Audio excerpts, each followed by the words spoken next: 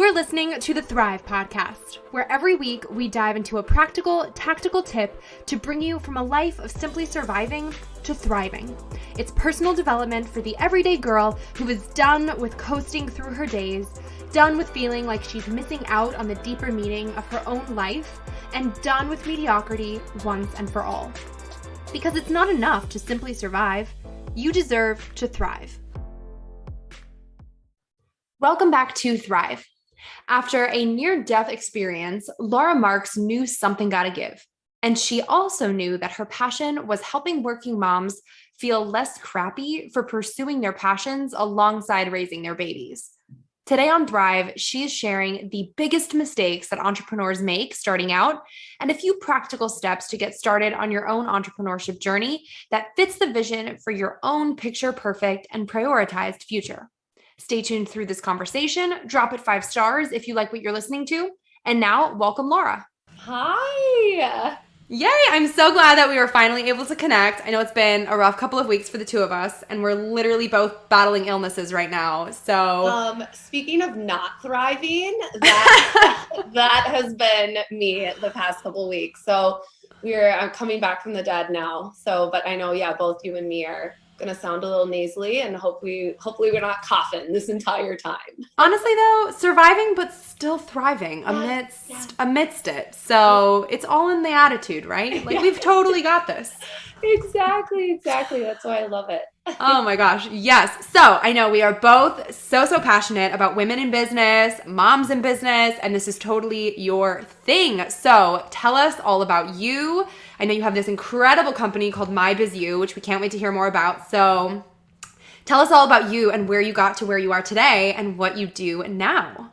Yeah. So I'll keep it brief, but I'm going to cover the topics that I feel like your listeners are going to resonate with the most. Sure. I'm a former online strategy executive turned, corporate dropout, podcast host, entrepreneur, and mom of 2 little nuggets, a 3.5-year-old and a 1.5-year-old. So as you know, ooh, my hands full over 2 here. Toddlers. Woo, both still in diapers. I mean, the potty training, I don't know if you're there yet. You said you have a 2.5-year-old, right? Yeah, Liv knows all of it. She could dictate and narrate the entire potty process, and she'll come in with you and tell you everything that you're supposed to do, and then you say, honey, do you want to try? And it's nope, I'm good. She'll sit on the toilet herself, fully clothed, telling you everything to do and wants no part of it herself. So I'm serious. It must be a girl thing though. I mean, because I feel like she knows what to do. She's just holding the cards, right? Oh yeah, she literally tells you what you're supposed to do. She'll go, okay, mommy, you go potty, and then mommy's going to flush the toilet, and now mommy go wash your hands and use your towel, whole thing. And then you're like, do you want to try? Nah, I'm good. Yeah, no, not today. My son has I have 2 boys, 0 interest. And he'll sit there and he'll sing his little song. Nothing will come out. I'm 2 seconds away from getting a specialist called up. Cause I'm we aren't going to have you before and still not potty trained. So yeah, that's my life right now. Just trying to get that figured out. Staying afloat. So a little bit more about my story. In my former life before becoming a mom, I led an online strategy team. We built multi-million-dollar strategies for big businesses. My job was essentially to market and grow businesses online. I worked my ass off throughout my 20s. I was the first one in, last one out, 60-hour-plus weeks. I traveled, climbed that corporate ladder, built a team. And if I'm being completely honest, I didn't hate it. I loved it. I was thriving. That was really all I had going on. That in my friendships, my happy hours, those balancing life was easy. And I wouldn't change any of it until my tipping point. As you know, 3.5 years ago now, I became a mom. And you and most of your listeners are aware that is by itself completely life-changing. A little bit. But on top of that, I had a near-death experience following the birth of my son. I know, real buzzkill. We're starting this off strong.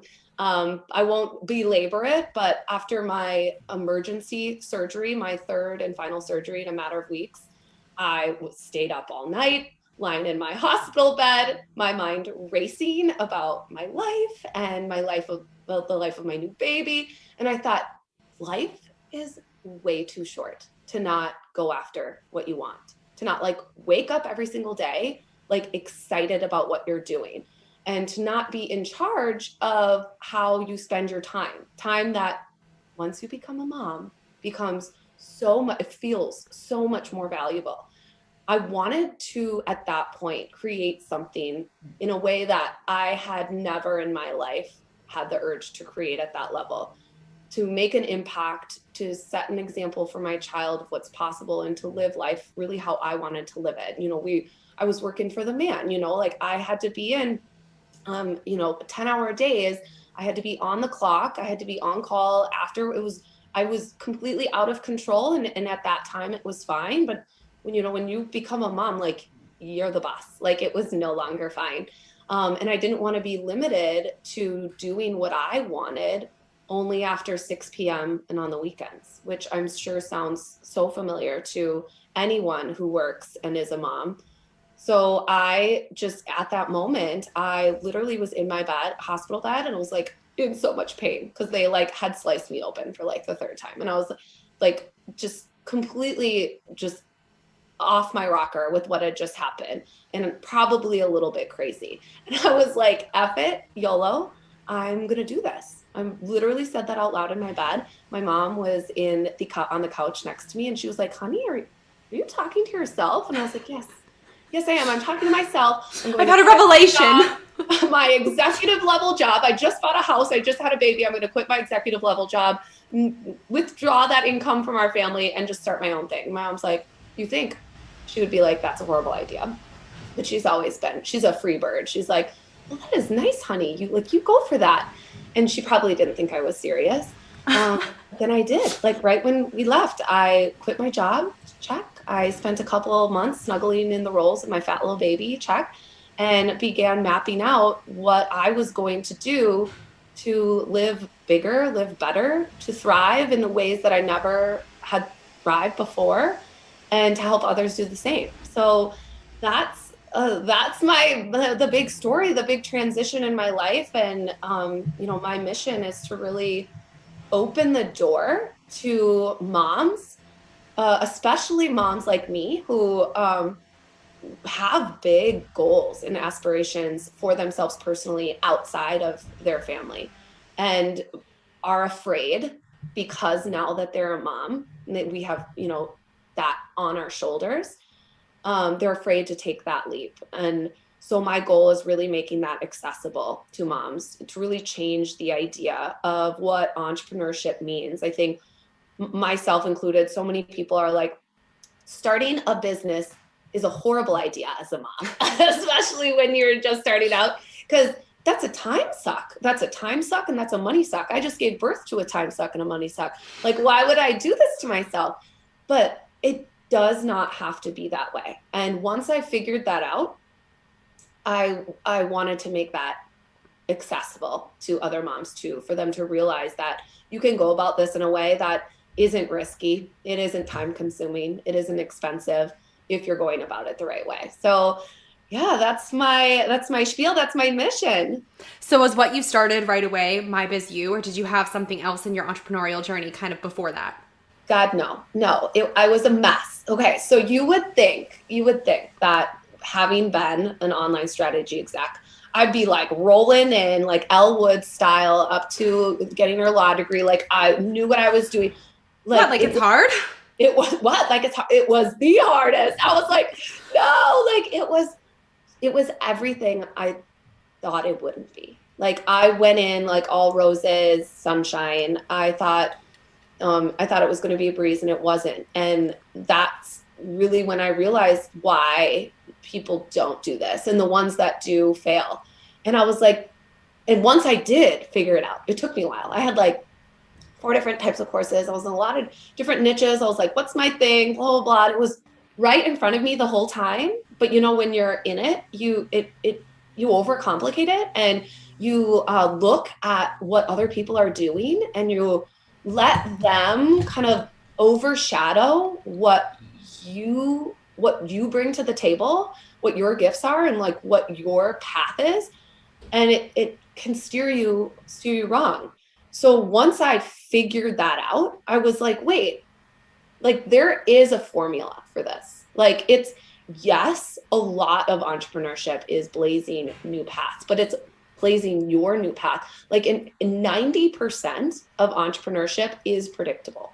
It can be stabilized, it can be automated, and it can be simple if you know what you're doing, if you have the framework, if you have the tools to be able to do it. But that's the thing, none of us do. And usually we go into it and we're like, well, I got this. Like, that's how I was. I got this. No, most of us do not have it. Otherwise, we'd all be entrepreneurs, right?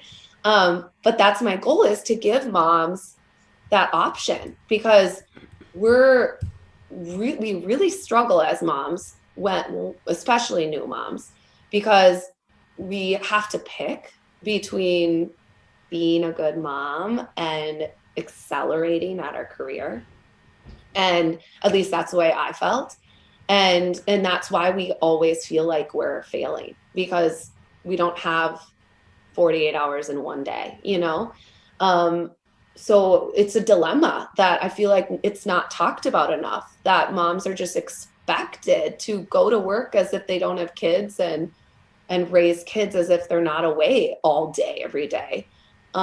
It's impossible. And so, you know, so many moms do feel like they're just trying to survive each day as opposed to living their best life, when this should be the most exciting time of your life. Like everyone, and you know what? Okay, you probably get this a lot, where when you're out with your young kid and people are like, these are the best days of your life. And you're always like, I am not sleeping. I am not.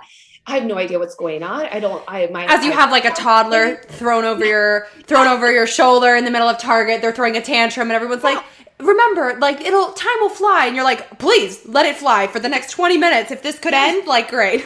Yes, exactly. Please let time fly. They're like, don't take it for granted. And you just feel like a shitty person when you're like, well, I must be doing this wrong, because this doesn't feel all roses. But so I don't want moms to have to go through what I went through and what I know so many of my friends go through when they're juggling career and even the ones that decide to stay at home, because then instead of feeling like you never have time with your kids, now you're feeling like you have no escape from them. And then you feel like you're spending all of your time like making sure they don't turn into feral children, that you lose your own sense of purpose and what you went to school for, or what your aspirations were when you were younger. I don't want people to have to let go of that. But I also don't want them to feel like they're somehow being selfish or somehow being irresponsible by putting themselves first in that aspect of their lives, when that can have such a positive trickle effect, not only on their family financially, but on their children and in seeing what they made possible. Yeah. No, I think that's absolutely right. And I think we oftentimes might feel a little bit guilty if you don't enter motherhood feeling like your sole purpose is to birth human beings. Yeah. And you're like, wait, but I still have these other things that I like and these other things that I'm good at and that I'm passionate about.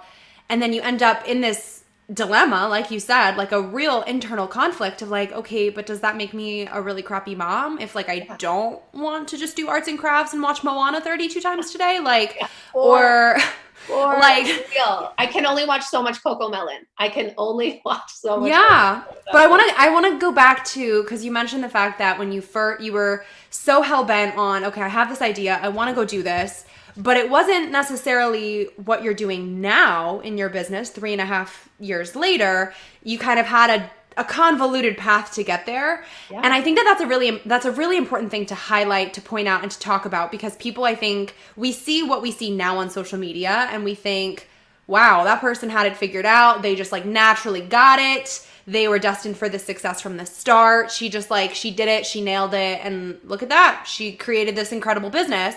And we don't necessarily talk about all the failures or the wrong turns or the mistakes that might have happened along the way to get there. So can you share with us kind of what it actually looked like and maybe how difficult it was or what it looked like within your family dynamic or for you personally when you're this new mom and you just quit your executive level corporate job to start a business and maybe a couple of different directions in the business, and it maybe didn't totally go the way you wanted it to go or didn't go as planned, what that looked like, and then how you kind of moved forward from that. Yeah.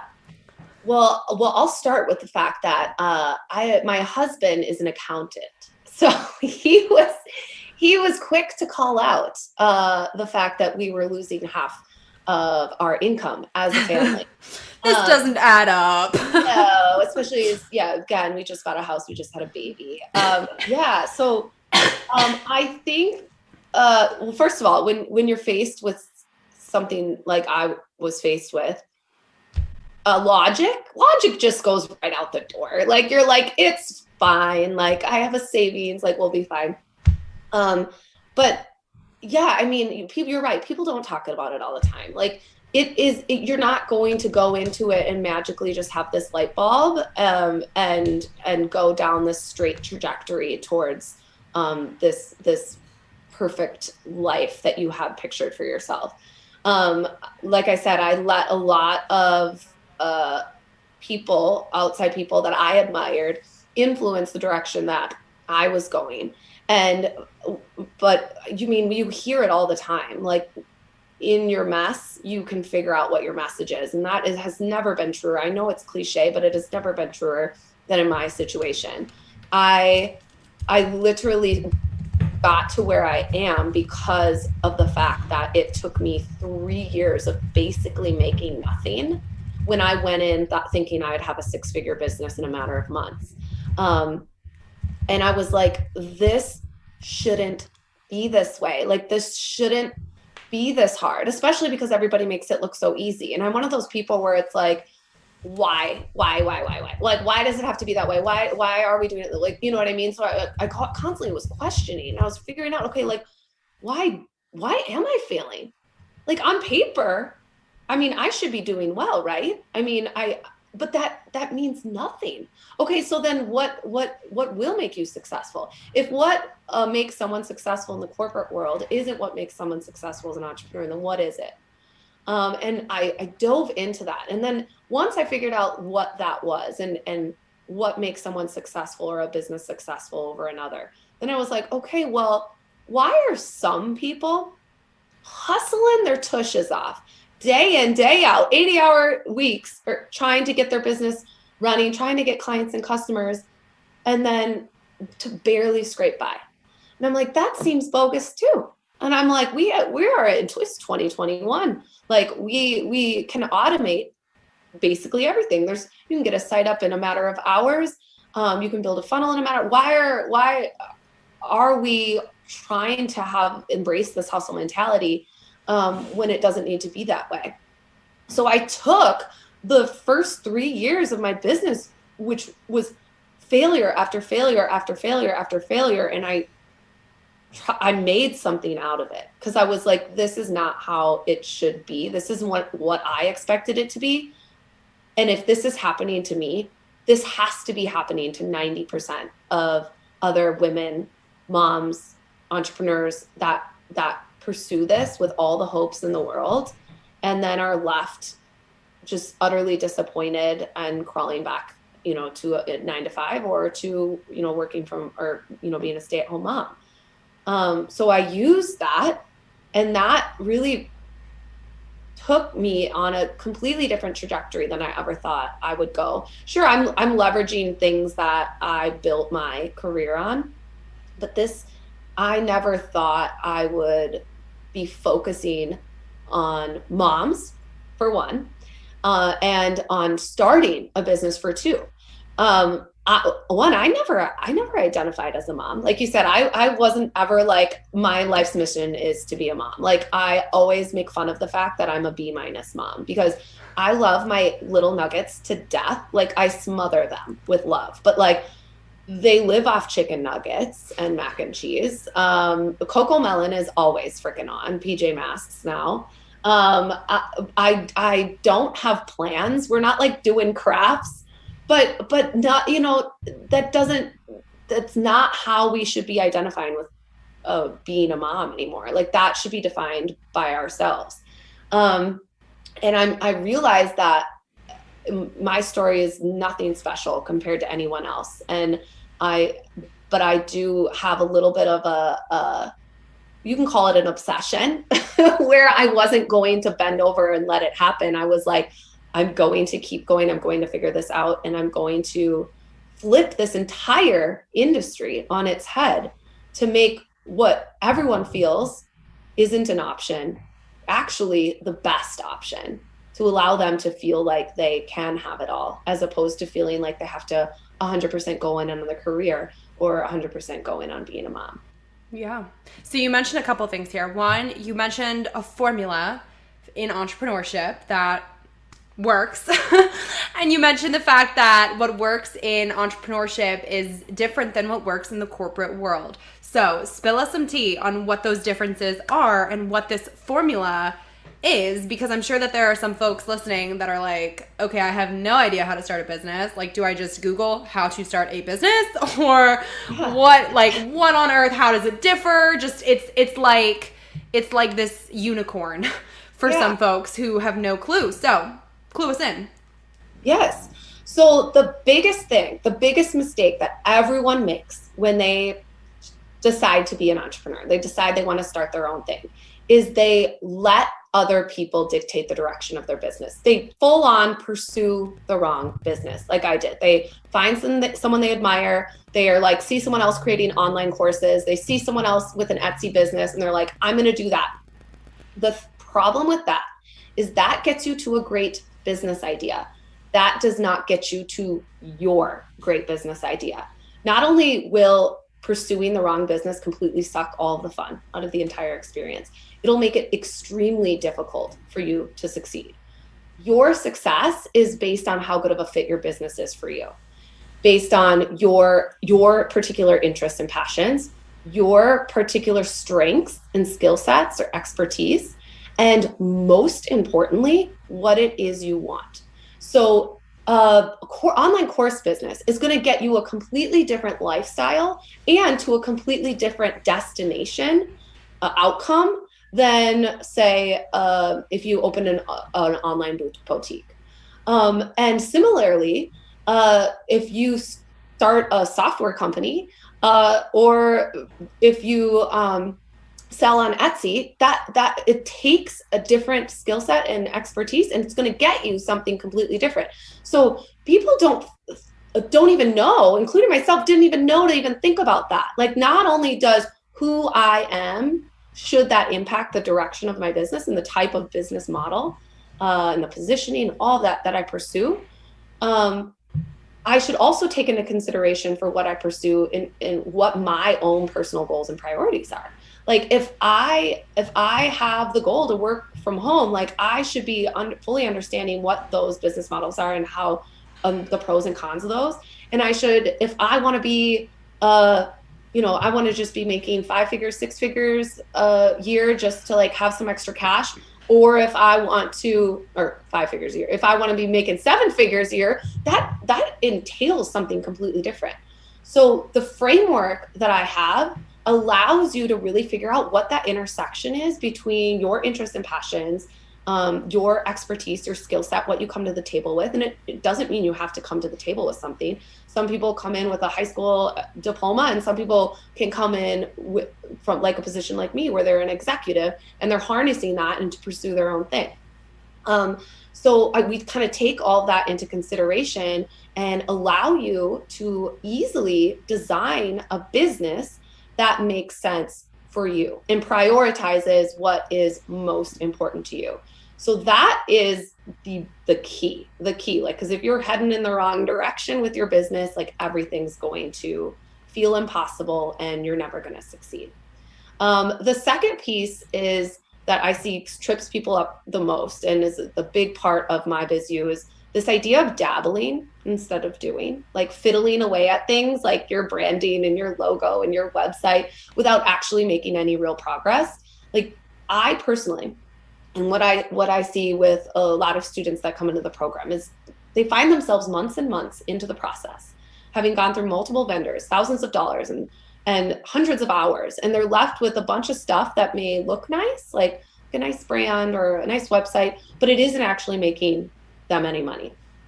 Your success as an entrepreneur, especially when you're a mom and our time is so limited, is based on your ability to make money as quickly as possible. Even if money is not your end goal, that personally was not my end goal.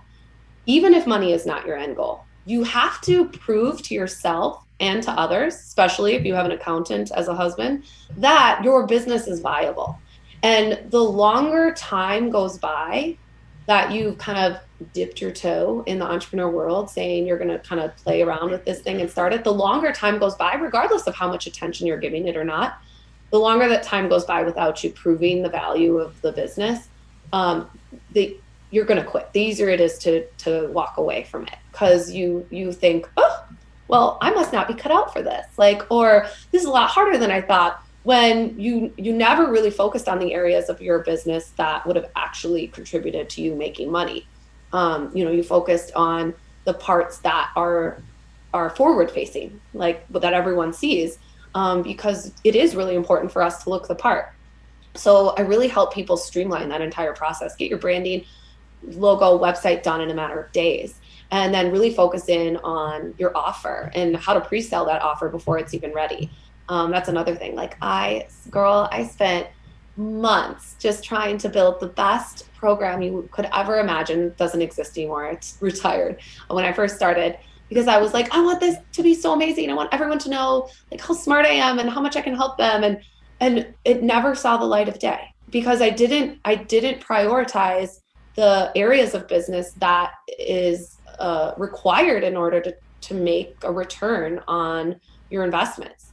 So yeah, that's mistake number 2. So mistake number 1, pursuing the completely wrong business for you. Mistake number 2 would be dabbling instead of doing. And the third one is trying to do all the things. And we kind of touched on this already, so I won't belabor it. But I mean, these days, you've got Facebook, Instagram, TikTok, Clubhouse, Facebook groups, Facebook Lives, Instagram Reels, all the things. And all these things suck us into this overwhelming world of like this hustle mentality, where we feel like Clubhouse is the new thing. Like that is going to be the secret to my success, when none of these are the secret to anyone's success. As an entrepreneur, your success is based on your ability to work smarter, not harder. It's about being decisive in what you go after, as opposed to going after everything, thinking that it's going to have some big results in your business. So instead of spreading ourselves too thin, it's really about focusing on one simple funnel and on a traffic source or sources that make the most sense for you, based on what I talked about up front. Like, where are you passionate? Like, are you into TikTok? Personally, you will never see me dance or do a TikTok. Like, not my thing. I don't even do lives because they kind of freak me out. Like, and so when people see that that's the way that they think they have to market a business, especially when you're new and you've had a career and you're like, wait, so you want me to promote my business, which I'm not even that sure about, to like my high school classmates and my ex-boyfriends, like that, I mean, that can freak a girl out. Like we don't need to do any of that. And so I really want to make sure that people understand that the way you market your business doesn't have to be scary, doesn't have to be complicated, and it doesn't have to involve you doing things that you don't feel comfortable with. Like, again, your success is based on structuring a business and a plan around that business that makes sense for you. And if it doesn't make sense for you, you're not going to get anything out of it, especially if you're trying to take it all on. So those are the 3 areas that really trip people up, and where My Biz You really transforms our idea of entrepreneurship, as instead of being like this scary, risky, complicated thing, it really is something that can be simple and foolproof and feel effortless in a way that fits into our lives and allows us to have balance. I'm using air quotes. I know only you can see them. Have balance in a way that doesn't make us feel like we're choosing one or another. Mm-hmm. So for moms listening in, where their interest is piqued and they're like, all right, I'm going to consider this whole entrepreneurship thing, give us like the first 3 steps that she should take that are tangible, practical steps. Like step 1, do this. Step 2, do this. 3 things that like can get her at least started on her way of beginning this process of becoming an entrepreneur and doing this alongside the full-time job that she very much already has in being a mom. I would focus first on really diving in to what your strengths and expertise, skill sets are, as well as what your passions are if they don't fully overlap. Like literally get out a notepad and start to jot that down and figure out like where can I add value today? You may have some giant vision for a business that you're not ready for. And the goal is, like I said, that second mistake is to make money right away. And to make money right away, you have to figure out where your expertise and what you can leverage of yourself right away, to be able to build on that, to be able to in the future grow it to where you want to grow it. So that would be the first step. The second step is really figuring out what you want. Like, what are you willing to put into it? Like, I'm a little bit of a psychopath. Like I enjoy working 40+ hour weeks. Like that is something that lights me up. A lot of people don't want that. A lot of people want to work, 10, 20, 30 hours a week. They want to work, only certain days of the week. So figure out what it is, what you want your day-to-day lifestyle to look like, what you want your lifestyle to look like, where do you want to live, all those kinds of things. And then really figure out like, where do you want to go? So not only where do you want to be on a day-to-day basis as you're building this and growing this, but what are your ultimate goals? Like I said, like you may want to build a 7-8 figure empire and buy a mansion next to one of the Real Housewives. That may or may not be my personal goal. Or you just may want to do something, have a creative outlet and pursue something that excites you and make money from it so that you're able to get the support that you need at home. Figure out what that is, because how you design a business to get there is critical to have that vision to be able to design the right roadmap to it. You're basically building instead of climbing a corporate ladder to some destination you're not even sure you're excited about, you're building your own ladder and you're building it directly to what your picture perfect future is. So that would be the first step. And I have a free training that I put together for your listeners that they can access at endthemomdilemma.com. And that will walk them through the entire process, how to turn their strengths and passions into the perfect business for them in just an hour a day, how to avoid the biggest mistakes that I touched on, and how to successfully get your business launched and making a reliable income. I even give a roadmap for how to do all of that in 90 days. But in addition to that training, like it's literally just sitting down and really thinking about what it is you want, and so that you have a clear destination and you're taking this off on the right path. Awesome. Do you see success for moms differently if it is, or do you have, I guess, one that you would recommend over others in the type of business that moms are starting? If it's product-based, if it's service-based, if it is something like a digital product versus physical product, or do you simply recommend find what you're passionate about regardless of what kind of business it is and pursue that?